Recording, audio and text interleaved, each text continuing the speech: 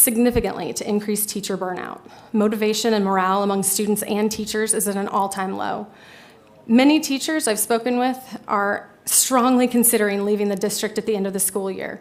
Some of those teachers have already made their decision, and some are considering leaving the profession altogether. More than a few already have. So in response to these concerns, I strongly encourage you to consider adopting a new, more traditional salary schedule. I've attached a sample schedule from one of my previous schools that I used to work at.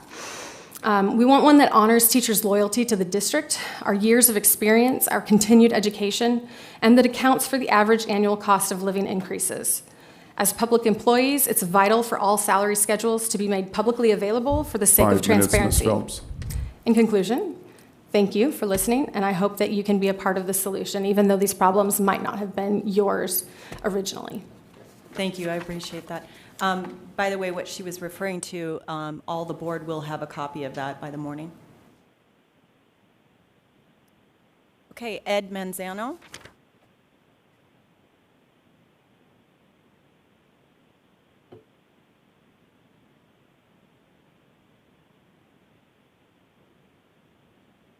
Good evening, school board. I hadn't planned on speaking of this, but I just want to follow up what the young lady was saying, that I believe that there are fees there are dollars in our school budget that could be allocated towards paying teachers more. FY 21-22 RCAS budget line items for things like dues and fees were $100,000. I'm not exactly sure what that covers. For registration fees was $356,000. And for OPS, other services, was over $3,300,000. So if there's dollars there that could possibly be allocated towards paying teachers more, I would certainly be in favor of that. I really came tonight to speak against the School Districts Association with the National School Board Association and the AASA, which is the Association of School Superintendents.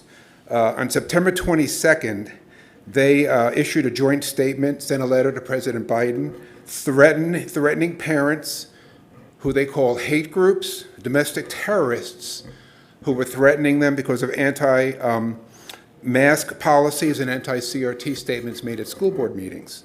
So September 22nd, they sent a letter to President Biden. And I have a copy of the letter, 6 pages long, and I can't read all of it, but it simply is attacking parents and others who speak out against policies that they are against. That's the National School Board Association. On October 4th, the Attorney General, Merrick Garland, issued a statement that he was assigning the FBI, Executive Office of U.S. Attorneys, Assistant Attorney General, and U.S. attorneys to begin to investigate and to basically mobilize the government against parents who speak out against CRT and other policies that they are against. This is an egregious violation of our free speech rights. Nobody has threatened anybody in the school board. Speaking out is part of our First Amendment rights. So the National School Board Association claims that it represents 14,000 U.S. school districts, 90,000 school board members, and 51 million students in U.S. public schools. In reality, it is a mouthpiece for the National Education Association. On the 30th of June until the 3rd of July, the NEA had its National Assembly. The NEA is the largest teachers union in the United States. 30th of June until the 3rd of July. They issued 2 edicts. They wanted every school, every teacher, every administrator to teach CRT, white privilege, anti-racism, and implicit bias in all public schools. Second item, they wanted all schools to fight against any anti-CRT, anti-mask policies. So the NEA issued the orders that the NSBA, AASA, and other school boards have been following since then. So our battle really is against the NEA. So I don't know why we would be associated with a group like the NSBA, which does not stand up to parents and support parents who want to get their kids educated, not indoctrinated. The last thing is that the National School Board Association actually favors scheduling local elections at odd times, local school board elections at odd times, which is a deliberate strategy aimed at keeping turnout low. I've always wondered, why is our school board election a school board election in June. Well, one of their strategies is scheduling local school board elections at odd times to give more influence to groups like teachers' unions that have a direct stake in the election outcomes. So basically, I'd like us to see us terminate our relationship with the NSBA, AESA, and any other association that fights against parents. Thank you. Thank you. Next speaker is Jan Mangelson.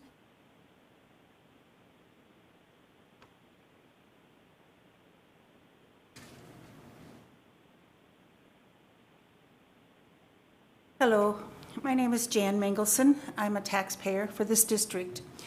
At the last meeting, I commented about the public comment section of this meeting. I would like to suggest that there be a part of the meeting on the agenda in which you address questions, etc., from the public forum. Also, will there be any report on new construction of schools? Thank you. Thank you. Rayon Rupert?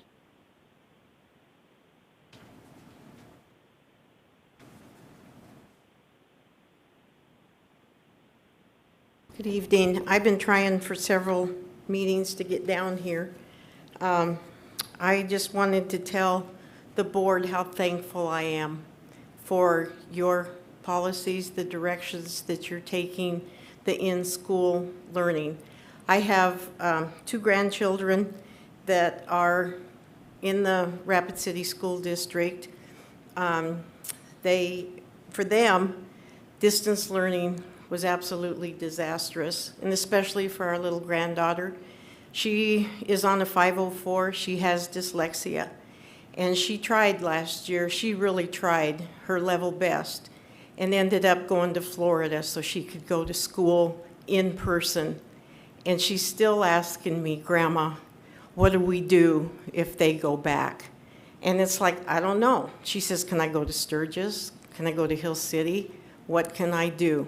And she is scared to death because she started to flunk. I still see carryover today from that distance learning, access to teachers, and I'm not asking you guys to do anything, I just want to share this. Access to teachers is via the computer. And we tried to do parent-teacher conferences a few weeks ago, and a number of the teachers that we wanted to touch base with were not there. And granted, I know they had a lot of things, soccer and all that kind of stuff going on. But we have yet to connect with one of our grandson's teachers.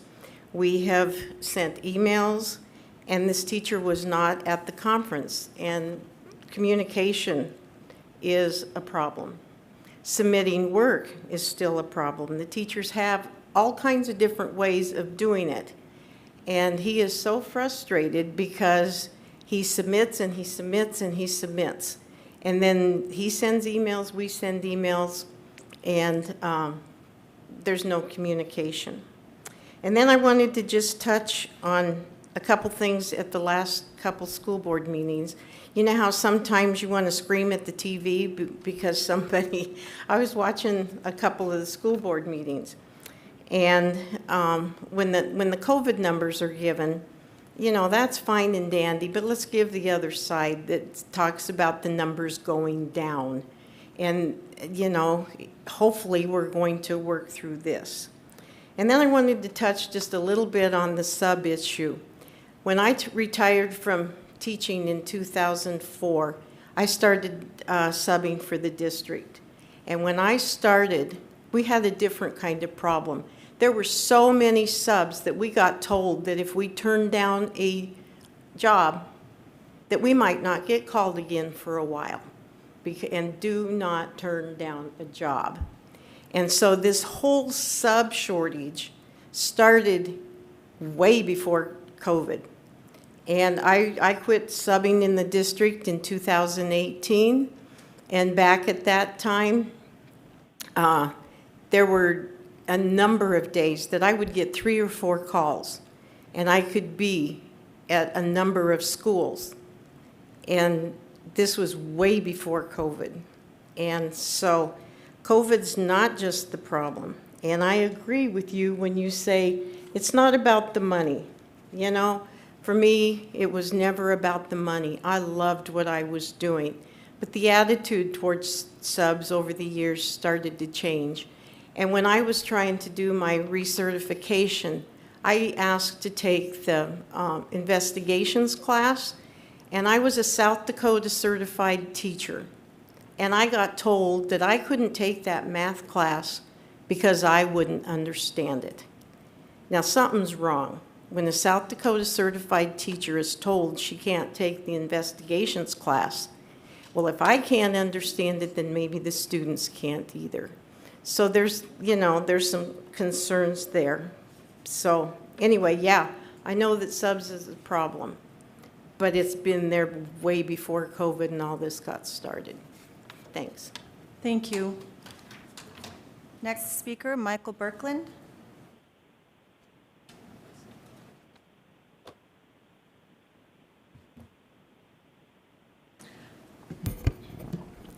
Hello, I'm Michael Berkland. I am one of those teachers that you have lost. I taught at Central High School for the past 6 years, and then because of what Ms.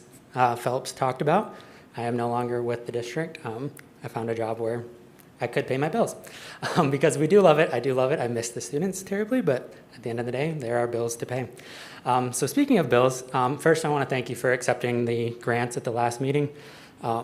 And I hope that you continue on that trend because, as we know, our district is strapped for funds, whether it's for buildings or for students or for teachers.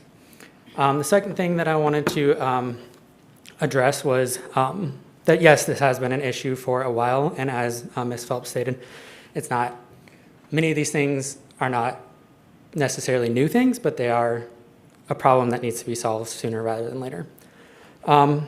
One of those things that I think we could solve really quickly is the messaging about public education and about teachers. When I hear some of people come up here, I'm grateful that I'm no longer a teacher in Rapid City area schools because of the way that they're spoken about. And unfortunately, I haven't heard anything from much of the board saying that they support teachers and that they support public schools. So that would be a free thing that I think would make a really big difference in our community, is if you could voice your support for teachers and for subs and for public schools just in general. And that kind of goes along with my next point is, I know some of you have, and I appreciate that, but go into the schools. I know with COVID and all of that, maybe some of you feel a little bit uncomfortable. I totally get that. I don't want to go into a room of 40 kids right now either. That's another reason. But do what you can. At least listen to the staff and listen to the students. Which leads me to my next point about these student reps. I don't know exactly what's going on with those, but I know that we had a couple meetings ago, talked about some policies about student reps. I hope that that is still in the works. One of my former students, Kieran Kelly, I know thought that she was going to be here with us and still is not. So I hope that they get the opportunity to be up here with you. Just to kind of summarize, I know these aren't easy issues, and I know that many of them existed long before this board, but we're very much at a turning point here. I still have a lot of teacher friends, and I have not found one that feels great about this year. Many feel worse this year than they did last year or the year before, when we had what was not normal. For many of them, this year feels less normal than any year has up to this point. So please, at the very least, say you support the public schools, say you support teachers, tell them that you're here to help them. Thank you for your time. Thank you. And last speaker, Tanchi Weaver.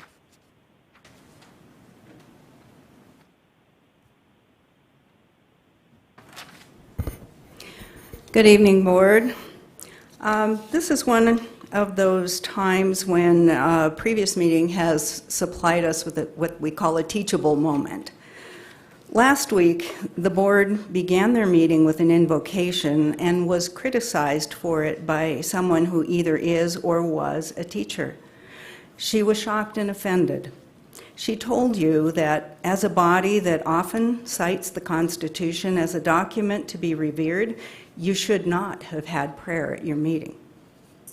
The implication to you was that the commonly referred to wall of separation between church and state exists in the Constitution and would prevent you from invoking God's providence and wisdom.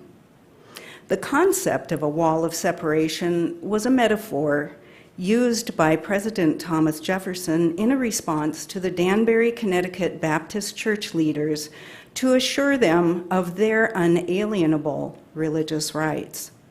His letter sought to delineate the jurisdictional boundaries of the federal government versus the state government and ecclesiastical authorities. At the time, Congregationalism was the established state religion in Connecticut. Jefferson used the wall metaphor to clarify the constitutionally prescribed relationship between the church and the federal government. It served primarily to separate state and nation in matters pertaining to religion, rather than to separate the ecclesiastical from all forms of government. It was more about the separation of federal and state governments than about the separation of church and all civil government. Jefferson believed that states were free to maintain their own church-state arrangements. I would suggest that maybe your libraries contain this book. It's titled Religion and the New Republic, and it might be just a little difficult for younger students, but I'm sure that you have some older students. And the author, by the way, is James H. Hutson, Hutson.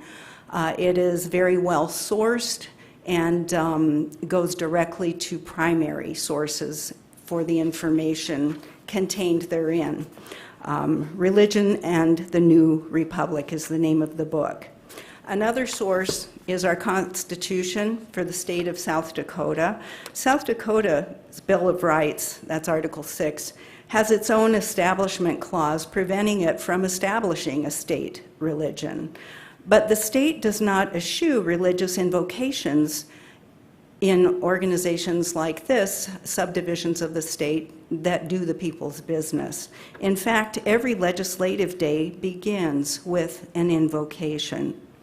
As a subdivision of the state, you have that same authority at your meetings. So I would just say that those of us here who are believers, when there is an invocation, can pray silently along. Those who are not, please just maintain a respectful silence. After all, if there is no God, it's only a few minutes of your time. Thank you. Thank you, Tanchi. That is the end of our speakers. I would like to just address the students' reps. There is a policy still coming, and it's going to be in the handbook. They are still being represented this year as they have in the past. We just haven't been able to start them yet. So,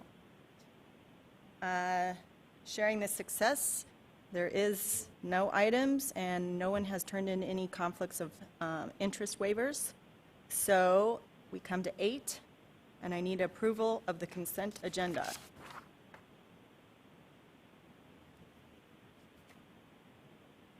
Motion to approve. Second. Gabe and Brianna. Okay, we need a roll call vote. Were there any items that anybody wanted pulled?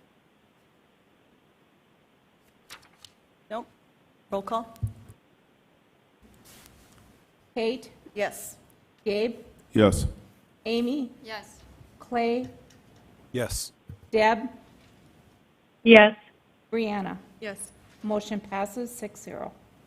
On to 9, approval of the supplemental consent agenda. I need a motion and a second. Motion. Clay? Brianna. Anyone want any of those pulled? I just have a few comments about the item B. Do you want to pull it then? Yes. Okay, we'll pull B. So I need a roll call on approval of A and C. Kate, Yes. Gabe, Yes. Amy, Yes. Clay, Yes. Deb, Yes. Brianna. Yes. Motion passes 6-0. Okay, I need a motion to approve of 9B, the budget calendar and guide. Motion. Amy, I need a second. Second. Clay? Go ahead, Amy. I know these are the assumptions which within the guide state that the school board should indicate the assumptions. And I don't think we've had a discussion yet. And it also indicates that there's plenty of time in the process for us to have discussions. So my question is, when are the budget monitoring committee, am I not on? She is. Can you hear me now? So the budget calendar and guide includes a section of assumptions. Basically, the assumptions are to guide the budget process throughout the year, and they're supposed to be set or determined by the school board. I know that the budget monitoring committee hasn't met yet, and I know that Coy in his memo stated that there's plenty of time for us to review the assumptions. But I'm just curious about when the budget monitoring committee will begin meeting so that we can look at those. The assumptions seem to maybe need to be addressed for the upcoming year as we are having inflationary pressures and our enrollment has continued to decline. So those are really my questions. When will the Budget Monitoring Committee, which is a committee of the board, meet to discuss those assumptions? And are you having Financial Advisory Committee meetings to kind of review those assumptions? Do one of you want to take it?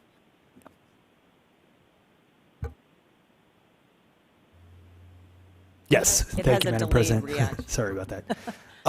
Yeah, absolutely. So we are in the process now of setting up the Financial Advisory Committee meetings. I believe our first one is in November, and that is the community members that make up the advisory council to the district to have feedback and a resource from the community to discuss. Up to this point in my tenure here, we have not assembled the board advisory committee. I do understand that the board has now reassembled that group and certainly would like to pull that group together as quickly as possible and start having those discussions. As I said in my memo, this guide really serves as just that. I mean, it is a very, very straightforward guide, really delineating responsibility on the different pieces of the budget and laying out some very, very general principles around how we're going to move forward into the budgeting process. So we still completely form the budget from the discussions that are happening with those principles built in, and then obviously adjusting as we move throughout the course of the year. I think that I had one other point I wanted to address in a question you asked, and now I'm going to lose it. Dr. Simon, anything that you would add? Oh, while she's trying to get her mic to work, I remember.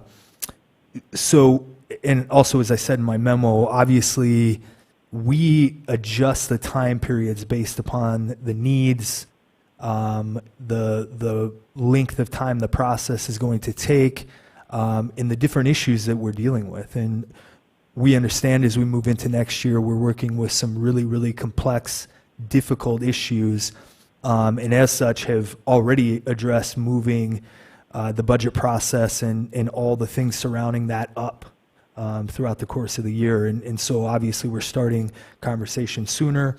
We'll be pulling board members and the community into those conversations sooner because we know that there's a lot of things that need to be addressed, and those are complex issues. They're things that are not solved with one conversation. So we'll need more time as we start to attack a lot of those issues. Go ahead, Dr. Simon. Thank you, Coy. I think I would just add very quickly, we are already in preliminary conversations as administration about the budget planning process for next school year. Our next step is to meet with the board. With the board committee starting, probably that would be the next step then. As soon as we can get that meeting, or that group rather, assembled and get a time scheduled. And then from there, we will of course meet with the full board as well as the Financial Advisory Council to get their input. Thank you, Dr. Sutton. Do you have another? So if the Financial Advisory Council will be meeting in November, it seems like we need to schedule a committee meeting before that. And as far as I understand, we haven't approved our committee membership yet, but Gabe, Deb, and myself are on that committee. So I guess as we pass it, I don't think we need to make a motion that that committee will start, but I would just like to make a note that we should have a meeting prior to the first Financial Advisory Committee meeting. Thank you. Okay, so I have a motion and a second to approve. We need, on the budget calendar, a guide. Can I get a roll call then? Kate, Yes. Gabe, Yes. Amy, Yes. Clay, Yes. Deb, Yes. Brianna. Yes. Motion carries 6-0. Okay, on to 10, the first reading of JHCDE, Administration of Medical Cannabis to Qualifying Students. Can I get a motion and a second? Motion. Make a motion. Clay and Deb. If there's no questions on this, we'll do a roll call. We did have a discussion on this before, so let's get a roll call. Kate, Yes. Gabe, Yes. Amy, Yes. Clay, Yes. Deb, Yes. and Brianna. Yes. Motion carries 6-0. Okay, on to 11, reports of the superintendent. A, we've got the fall NWEA report from Valerie.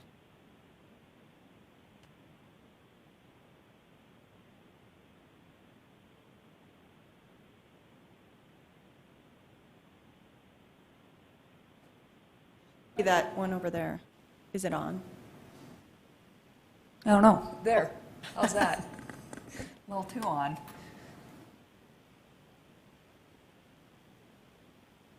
Oh, give me just a moment here. Great. I am excited to be here tonight to talk about our NWEA MAP report. We've been very excited to see our scores since we began talking about adopting this assessment for our district. So first off, I'm going to share with you a little bit of information about MAP and why we selected it. Then I'm going to move on to an overview of particular grade level scores in reading, math, and science. The full report that you have represents all grades tested. That's 3 through 8. I'd be up here for way longer than anybody'd probably like if I did all grades 3 through 8. So anybody that has any questions in particular about the full report that you've received, you can reach out to me, but I'll do a condensed version tonight. So we are administering NWEA MAP, Measures of Academic Progress, 3 times a year. We'll be doing this in the fall, winter, and spring. We are assessing grades 3 through 8. We've talked before that MAP is an adaptive assessment, which makes it different than SBAC. It provides unique questions in and out of the grade level ranges instead of staying within the range of standards for a particular grade level the student's assigned to. That allows us to know exactly what the students know currently and what they're ready to learn next. The assessment results can be used to inform instruction, as the graphic says, but it also informs students as far as goal setting goes, parents as far as where their students are progressing and their growth over time, teachers on how to target instruction, and both administrative levels, buildings and district. Here's an example of how MAP works, and I did clip this out of MAP's website, they have a pretty good parent guide. So it'll talk about your child because it's a parent guide. But this gives a really good graphic of how the computer adaptive test works. It will test a student based on what grade level they are enrolled in with a question from the RIT band that would be expected for that grade level. So let's just say this is a fourth grade student. That first question was just below the RIT score of 220, and I'll explain those in just a moment. The student got it right, so the complexity of the question increased until the student got it wrong. And then you can see by those red X's, it continues to decline in complexity until they find that zone where the student starts answering the majority of the questions correctly and gets right into that zone of proximal development where the students are currently functioning and where they're ready to take on their next tasks. This could be a math, reading, or a science assessment that you're looking at. It's just a sample of how the adaptive piece of the assessment works. So what it measures, MAP growth uses a RIT score to accurately measure what students know regardless of their grade level. It also measures growth over time, so you can track students. Sorry, I lost my spot. Once your child or a student completes a MAP growth test, they receive a RIT score. So what I'm going to show you tonight for data won't have any growth. This is their first RIT score. You're going to see entry points for our students. And I'm going to compare it to what the national means or averages are for those grade levels. So that's where we have to start, but over time we'll have growth that we can share with you at each of our assessment intervals. So what is a RIT score? MAP measures student performance with a RIT score. It's stable, mature scale. It's like centimeters on a ruler, or think of measuring your child against the wall. You're using the same unit of measurement at all times. An inch is always an inch is always an inch. And so the gap between each RIT score is consistent. This gives you an accurate measure of student performance regardless of whether they're performing on, above, or below grade level. So it's an equal interval scale. It's not tied to grade levels, and it correlates to skills that students are already ready to learn. This data snapshot you're seeing is very small, I understand that, and it's actually a demo. It is not our data, so I'm going to move quickly on to some of our own data. So here is a summary of all the grade levels in math, 3rd through 8th, and our mean RIT scores as of this fall. To the right, you can see the national mean RIT scores for a fall assessment window. Down below in the smaller table, you'll see what the student growth norms are, or what the projected growth is for a student. Let's use a 3rd grader. If they enter with a 184.4, we expect a 7.75 RIT score increase. You can project where they should be by fall if they're making average growth. You do see the standard deviation there as well, though. There is a range of error for those scores. This is a summary that probably is a little harder for the audience to see, but again, it is linked to the board agenda for tonight. These are our MAP scores for the district, again, 3 through 8, like you were just looking at, but this shows you our student counts, how many students took the test, what our mean RIT was, what the standard deviation was, and then it breaks it down to instructional areas of performance. So since this is math, you can see our scores are reported in operations and algebraic thinking, number and operations, measurement and data, and geometry. So again, this is a nice district level report to see where our students are falling on each of the mathematical strands. It gets much further into depth, obviously, at the building and classroom level. So here's a sample of our 3rd grade students. We had 939 students take the test and receive a valid score. One reason for not receiving a valid score might be that you practiced rapid guessing, as the program calls. In other words, just start clicking. It will shut you down if that occurs, and the teacher can reassess the student. But we had 939 what they say were valid scores. The student stayed in the assessment and attempted to answer the questions. Our grade level mean RIT is 184.4. Nationally, that's 186.9. And just adding up what you see at the bottom of the slide, 57% of our students scored in the average, or high percentile range in 3rd grade math. 43% of our students, of course, then scored in the low to low average for third grade math. And this is where I'm jumping. You have 4th through 7th grade in the handout, but I'm going to go ahead and jump to 8th grade. This is the same information, but for our students in 8th grade, 924 assessed. Our average RIT is 222, and the national mean is 224. So when I look at the range of students that fall into average, or high scores, we were at 57% of our 8th graders, so that's exactly where we were with 3rd grade. It means again that 43% score in the low to lower average range. And again, just a reminder, grades 4 through 7 are in your physical report. This is a look at the entire district. Again, you don't see the number of students, you don't see the areas of the reading assessment, but you can see 3rd through 8th grade, what our average RIT scores are, what the national average RIT scores are, and what the projected fall to winter progress should be for students. Again, you probably have already noticed, the younger the student, the higher their gains. They have more to gain, and so 7.28 gain in 3rd grade is much different than a 2.5 in 8th, and once we get to high school, those gains slow down even more. So it is important to know the growth norms, or at least have access to those, and those are all available online as well. This is that district summary again. For reading performance, the categories are literature, informational text, and vocabulary acquisition and use. There is a separate language subtest that we have optional in Rapid City area schools. I didn't provide the data on it because not every school participated in that. But this is the composite reading district summary. So how are our 3rd graders doing? It's just under 61% of our students scored in the average, or high percentile. 183.6 is our average RIT. The national mean is 184.9.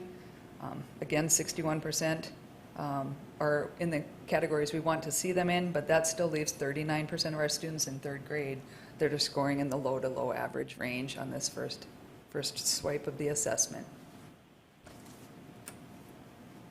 8th grade's a slightly different story in that we tested 924 students just like we did in math, but our mean RIT is the same as the national mean RIT. 63% of our students are in the average, or high percentile. 37% scored in the low to low average. And again, reading scores for 4th through 7th are provided for you. So the 3rd prong of the MAP assessment is science. This is a district summary for all of our grade levels. We were pleasantly surprised, I would say, by our science scores. We did very well here. You can see that the mean or average RIT scores by grade level for science in Rapid City are above the national mean in most cases, and you can see what the expected student growth on those assessments between fall and winter are. Again, the district summary for science, the categories are life science, physical science, earth and space science. So those are the reporting areas. Here's how our 3rd graders looked. We had 925 students take the science assessment in 3rd grade. Our mean RIT score was 189 and the national is 186.6. And I think I calculated this. Falling behind in my handouts, I apologize.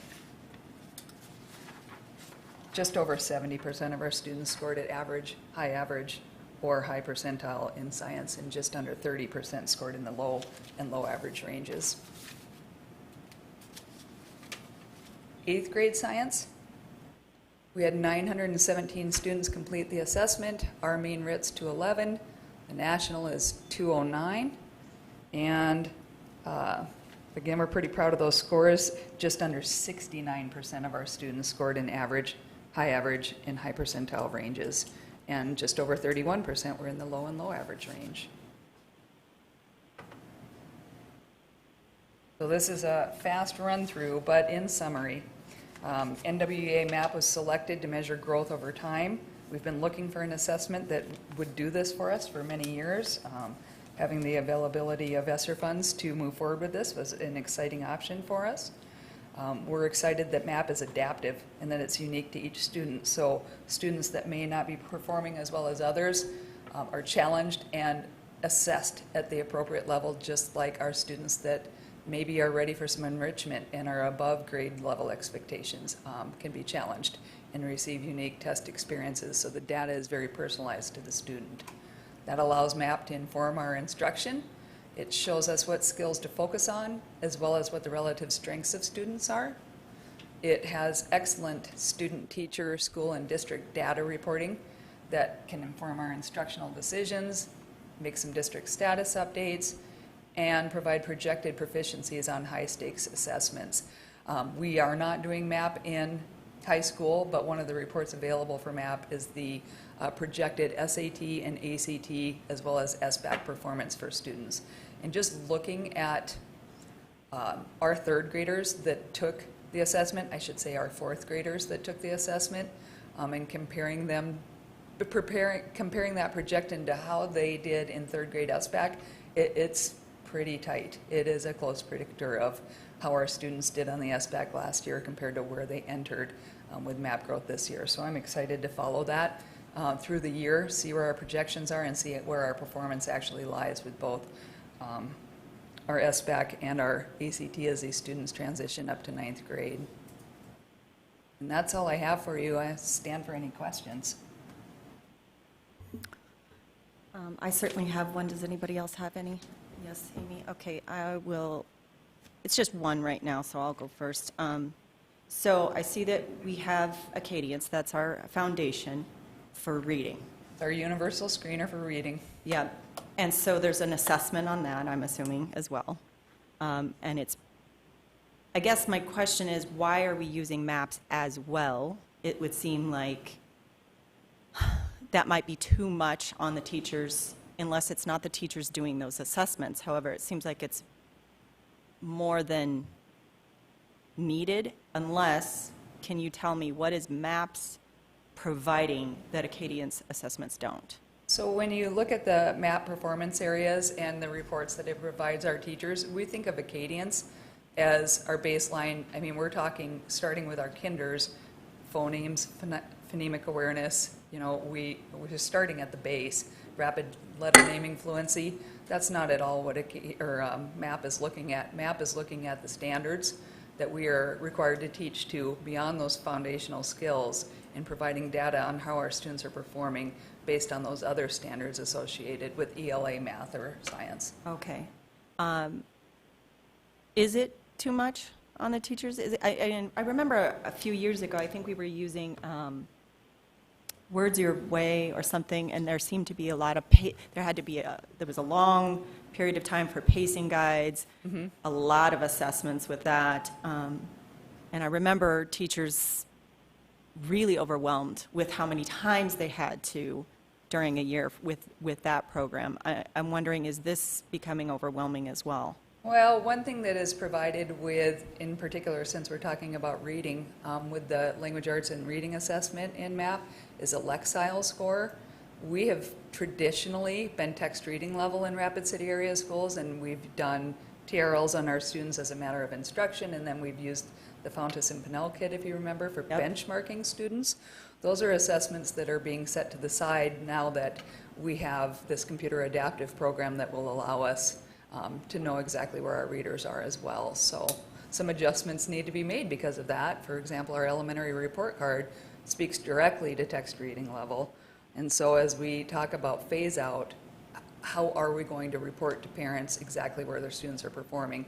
But what I've heard from the teachers and principals that have taken the time to talk to me about this is the parent report that goes out with MAP testing has been extremely beneficial to families, and probably more so than any report card that we're going to be able to come up with on our own, other than, of course, it doesn't include those personal teacher comments and things that we all want to know about our students. Is this computer testing then, this MAP? And how much time does that take? Typically, a student would complete it in an hour, but it is untimed. And so, again, a high-performing student may find themselves, I mean, they actually in the training told us, you may want to work with some of your students that are used to always being first done. You know, whip through it, I'm done, I'm good, and turn it in. that this test is meant to challenge you regardless of where you are, and you are going to get some questions wrong, and that's okay. Yeah. We want to know exactly what you know, but to do that, we have to keep increasing the complexity, so don't be surprised if there's some things that you don't know or understand, and if some students get stuck on that, you know, they're not timed, but they could take additional time because of that. Tests can be paused, they can be completed the next day, they could be completed during reading workshop as a station. It's not like SBAC where it's so high stakes that everything's locked down and everybody has to be done at once. Yeah, okay. Go ahead, Dr. Simon. Yes, I just wanted to quickly jump in on a couple of things. When you were talking about some of the other assessments that we've used previously, they were pretty time intensive for teachers, not only to sit down with each individual student, but then to collect and put the data together and analyze it, where MAP, as Director Seals mentioned, is computerized, and so it's completely independent for the student to participate. And I think really the power of MAP is you saw district level reports. There are teacher level reports that are extremely helpful for teachers that will break down in those skills that Valerie described by student groups that need the same work on the same skills within reading, math, and science. And so in that respect, it's a time saver for teachers because they don't have to think through all of that themselves. It does that work automatically for them. Thank you. I just thought of something else, though, too, with that comment. So my daughter on an IEP, but there are other kids that are on any, either the 504 or the IEP, so they don't get that chance to say, I do better on paper. Mm-hmm. Is that available, though, for these students instead of on the computer? No, it is not. MAP is not a paper pencil test. It would not be apples to apples anymore because how do you actually make that an adaptive experience for a student? It would be more like our old, before SBAC was something students did on computers, you think back to our old D-STEP, where everybody's answering questions based on what age they are and what grade level they happen to be assigned to. So it would be a completely different animal if not for the use of technology. Now there are accommodations built in, and Dr. Hafer has worked with special ed staff regarding what accommodations can and can't be turned on. So if read aloud is an accommodation that a student has as part of their IEP, it can be one of the accommodations that they have when they are taking the MAP assessment as well. So there are other things to consider that ease the transition to a technological test, but that is the way it is. Could one of those things be where the questions were asked out loud and the teacher puts in the answer for the student? So one of the things that my daughter has on her IEP is all quizzes and tests are oral. So this would be kind of difficult for her to do. So a scribe is what you're saying. Right. If she's assigned a scribe, then yes, she probably would need a separate testing environment just to, Right. you know, but as typical with a student that uses a scribe. And when we get up to pre-ACT and ACT, scribes are allowed too if that's part of the accommodations the student already has. Okay. That's all I have for now. Amy? Yes, my understanding is that Acadience is really a universal screener, which you use quite often, and that is much different than an assessment, which MAPS is an assessment. So it must be going into more depth. It's going beyond the foundational skills that we're checking with Acadience. Yeah. Acadience is if you look at, I'll go back to kinder again, and we're not clearly using MAP for kindergarten anyway. It is, can they name their letters? Do they know their directionality? Do they know sounds and the letters associated with them? It's just a quick check like that. By the time you get to second and third grade, there are some simple comprehension questions. We do the maze once we get up higher, and they have to answer some comprehension questions. But again, MAP would look more deeply at the actual standards that we are required to apply. Like, can you read a piece of informational text and come up with a summary and short conclusion? We aren't doing that with Acadience. This is going beyond, I would say. So my understanding is the MAPS test can identify gaps the students have at that grade level. It can also identify if a student has enough gaps that they're below grade level. And then the reports help the teachers to teach the students so that they can learn those gaps and move forward at the level that they're at. So I guess one of my largest questions is, how will the teachers use this data to fill in those gaps for students? That's one of my first questions. I was in one of the principals' meetings today, but not all 3 of them because they are broken up into smaller groups. But the focus of today's principals' meeting was implementation of our PLC model again, and we actually worked through the data protocol that we are using with principals to take to their teachers using map data from our district. So that's how we're rolling it out. It's, you know, it's grassroots. You get it started with the principals and they get it started with their data teams. There are different reports to look at. Again, you're looking at the 10,000 foot meant for a school board report, but there are reports for a 3rd grade classroom teacher at Pinedale that show you exactly which quadrants your students fall in for each of the strands of mathematics, for example. That's much more, you know, actionable data. So then they're able to group students who have the same gaps and teach to those gaps, or group the students who are advanced and give them more in-depth learning.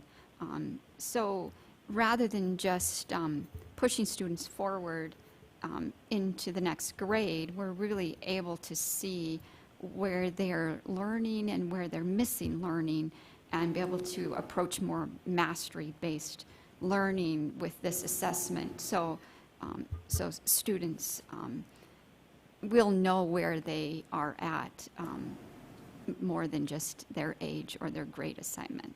Right, it makes it a lot easier for the elementary level. If you're not familiar with the term, we have WIN groups built into our daily schedule at all of our elementary schools, and there's a WIN group, or what I need for reading. It's that additional 20 to 30 minutes of instructional time based on a student's actual specific needs outside the 60 minutes of reading block. We do the same thing for mathematics.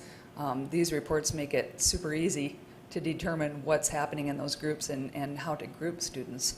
And then just a quick reminder, the other half of that is we are also using Accelerator in our elementary schools and in our learning labs at our middle schools to provide some differentiated instruction in mathematics as well, and that's actually fed by the MAP growth scores. Can you explain what that accelerator is? I can see the WIN groups in elementary school, but how does that work in middle school when not every student has a math lab, period? Right. So accelerator is, again, instruction based on what a student needs. So let's just say they're really missing some standards that they should have known a year ago in measurement or data or geometry. It doesn't really matter. It will take them to lessons provided through video, and then assessments and questions to answer to show that they are starting to master the topic. Once they show mastery, they move on. The topic's been checked off. The reason we are only using that in middle school in our labs is because, and with our special ed students, is because we already have Mathia as part of the curriculum we adopted for our 6th through 8 math students. And if a student is successful in their traditional math classroom, Mathia is what we purchased for that purpose. In grades 3 through 5, our elementary grades, Accelerator was purchased for all students. So the accelerator was not purchased for the middle school grades, just the Mathia program? It was for 20% of those students. So those students that would find themselves in a lab, those students that may be on an IEP for mathematics. So the students who, the students who are not on IEP or in the special needs, let's say the students who are testing above the mean percentile, how are they going to be accelerated so that they achieve the mean growth every year? Right. Well, through our new materials and fidelity of implementation with those is what I would say, as well as Mathia, while it has mastery paths that it wants students to work through, teachers also have the ability to assign flexibly in that software as well. So when you find those students that really do have mastery of what we're working on, you can assign enrichment through that platform as well, as you can actually with Accelerator. Accelerator doesn't just have to be for remediation, it can be for enrichment. Teachers can go in and override the system at any time that they want with what they want the next learning to be for a student. So if students are not utilizing Mathia, can they have access to Accelerator at home, or is it only accessible in the classroom? It's accessible at home as well. Okay, so an individual parent could meet with their teacher and And we address are their- just getting our toes wet with that. Oh, I yeah. will say we did our MAP training first for just how do you deliver this assessment, how do you check your student rosters, all of that. I mean, it's a massive project when you're talking about grades 3 through 8, 1,000 students practically at each grade level. So getting that up and running was step one. We've completed MAP growth reports training, part 1. Next month we'll do part 2. And we are just starting the Accelerator training. So I was in Accelerator today looking at the dashboard and seeing which buildings are in there and digging in. And we're getting there, but that's been a slower rollout than just taking the assessment itself and learning some of those reports. Do we have an Accelerator accessible for students who are taking high school courses in middle school?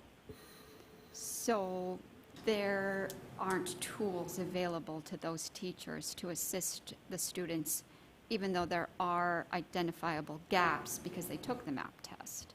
Right, then I guess I'd go back to if they're taking high school classes as an elementary student, they're using Savas, which is or a middle school student, sorry, they're using Savas, which is a different program altogether, and the teacher is in charge of determining the pace of that course for a student.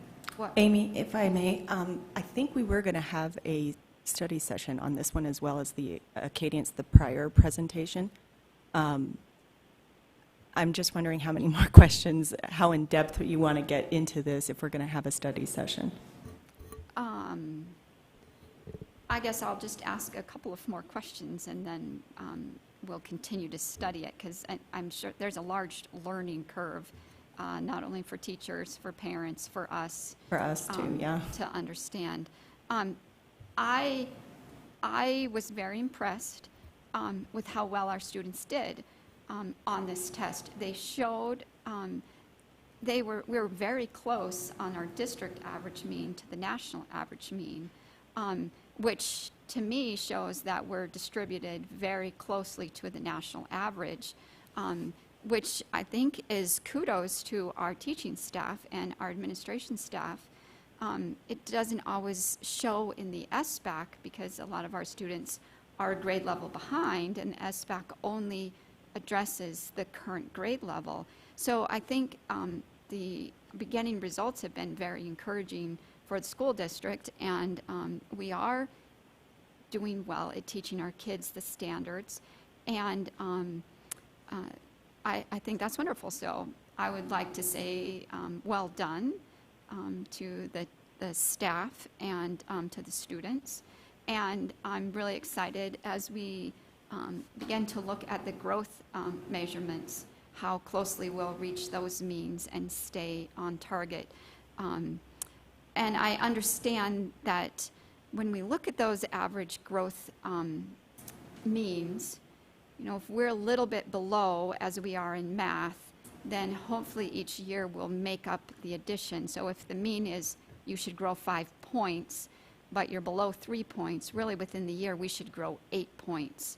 And I think the MAP testing identifies the areas very clearly that we need to grow in, and so we should be able to make up that difference and accelerate our students to be more on grade level.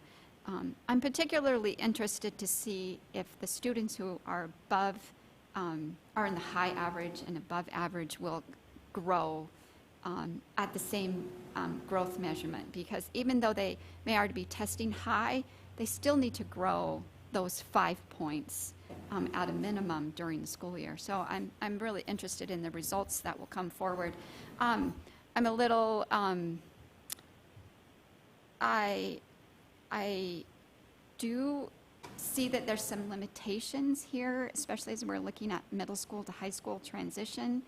When we're below grade level a little bit, it would be really great if we could keep this consistent through ninth grade rather than stop at eighth grade, so that we can see that the students continue to grow and are ready for high school as they should be, making up that difference by the time they complete ninth grade. We talked with the, just to interject there for a moment, with the high school and middle school principals today.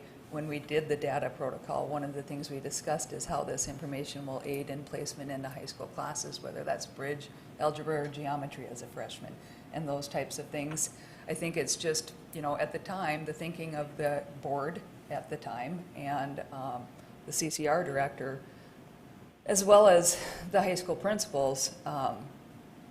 Sometimes there's hard times getting buy-in from students once they get to the high school level on tests, including the SBAC and ACT and pre-ACT were options selected because students would probably respect those at a greater rate.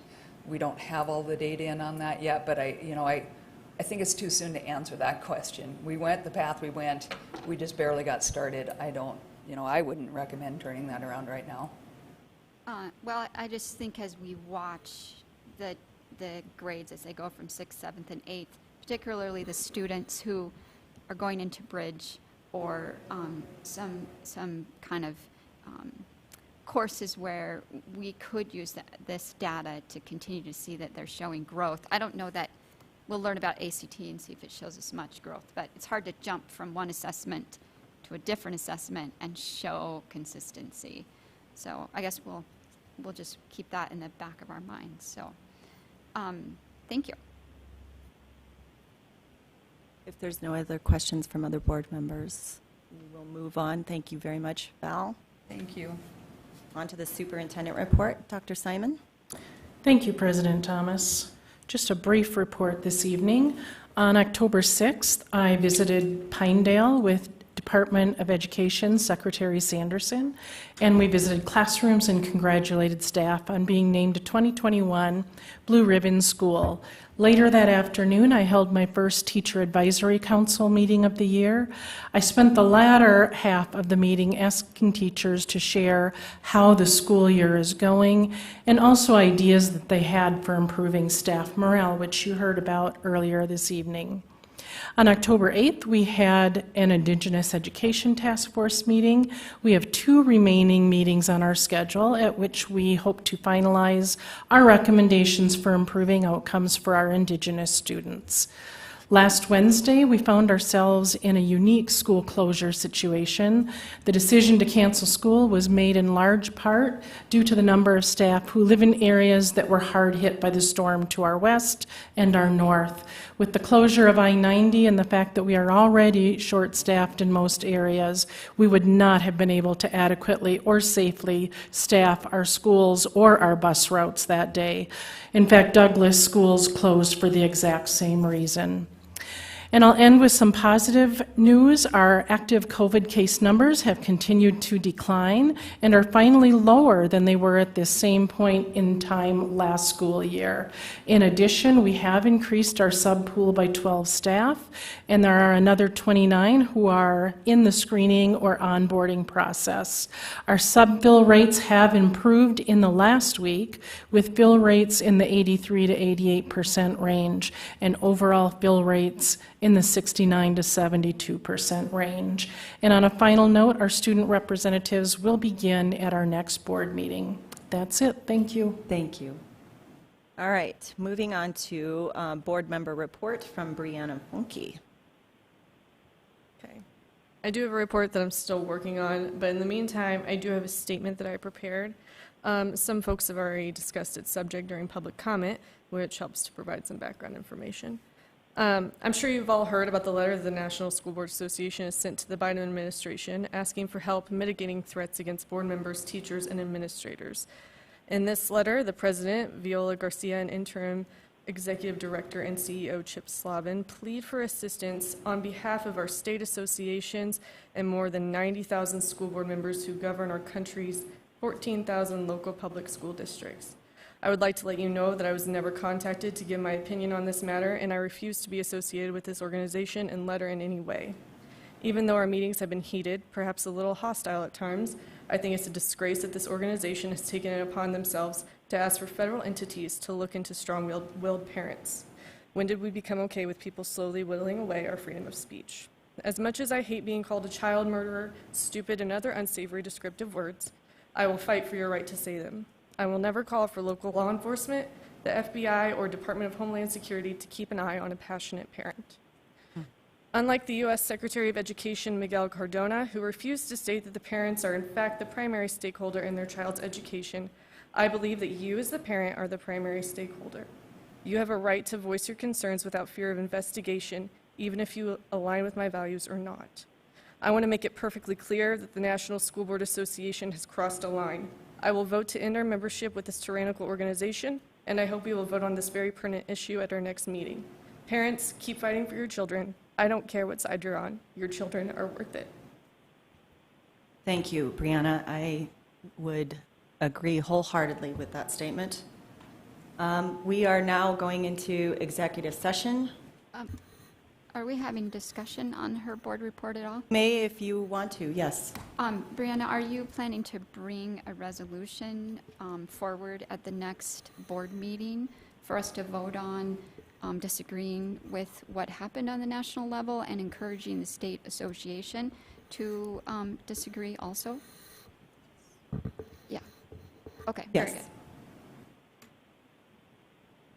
With no other further discussion, we are going to go into an executive session for 1-25-2.1, discussing the qualifications and competence, performance, character, or fitness of any public officer or employee or prospective officer or employee. The term employee does not include any independent contractor.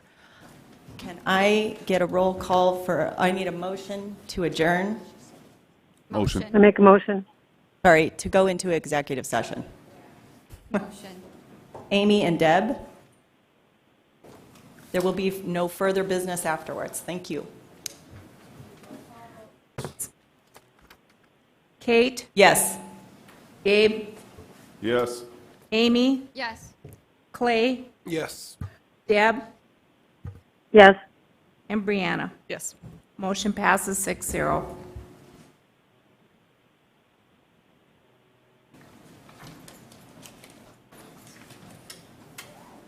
You have